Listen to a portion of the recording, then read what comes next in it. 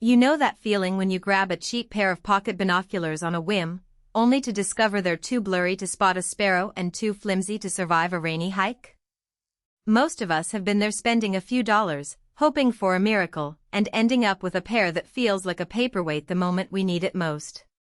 Link is in the description if you want to check the product details on Amazon, and I'm going to walk through why the Swarovski 10x25 CL pocket might feel like a smarter buy, or why you might still want to keep looking. First off, the category itself is a bit of a minefield.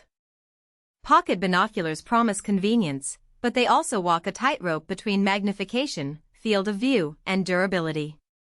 In the real world, you're juggling three scenarios: a quick city skyline glance, a weekend birdwatching outing, and an unexpected rainstorm on a trail.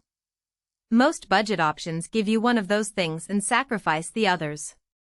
The Swarovski 10x25 CL tries to hit a sweet spot by offering 10 magnification in a design that actually fits in a jacket pocket, and it does so with a level of finish you usually only see on higher-end models.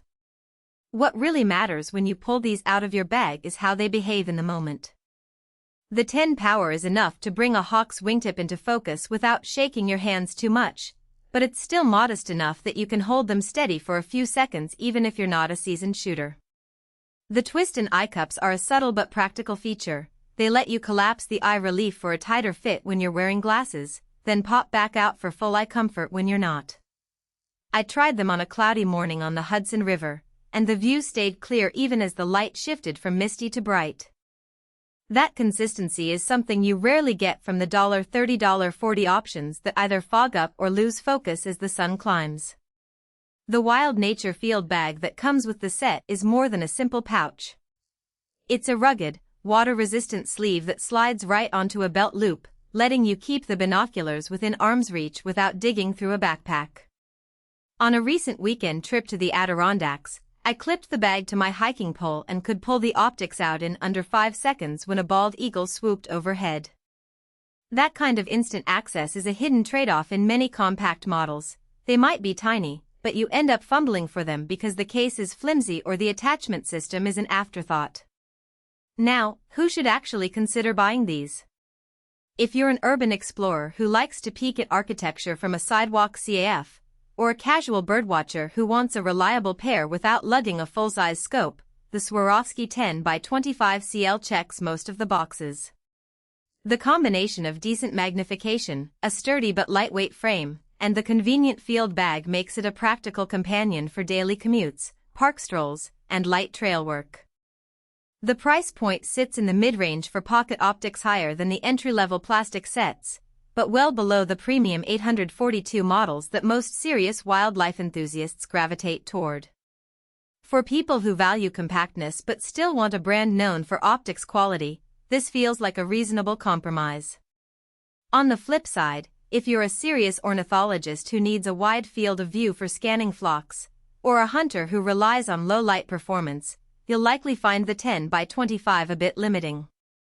The 25mm objective lens simply can't gather as much light as larger apertures, so dusk and dawn scenes will appear dimmer than you might hope. I tested them at a twilight concert in Central Park, and while the stage lights were crisp, the surrounding crowd blended into a gray haze. That's a practical weakness you can't ignore if you often find yourself in low-light environments.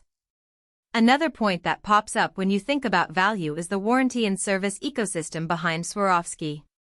While I can't quote specific terms, the brand's reputation for supporting its optics means you're less likely to be left holding a broken pair after a drop. The binoculars feel solid enough to survive a tumble onto gravel, and the rubberized coating on the barrel provides a decent grip when your hands are sweaty. In contrast, many budget alternatives have glossy plastic that becomes slippery when wet, forcing you to hold them tighter and introduce more shake. One nuance that many reviewers miss is how the twist and Eyecups affect the eye relief for people with prescription glasses. Some pocket binoculars force you to hold the optics further from your face, creating a tunnel vision effect that can be uncomfortable. The Swarovski model lets you adjust the Eyecups inward, allowing you to get a full view without pressing the lenses against your glasses. I have a -2.5 diopter prescription, and the experience was noticeably smoother than with a cheap pair I've owned for years, which always required me to crane my neck back uncomfortably. Durability isn't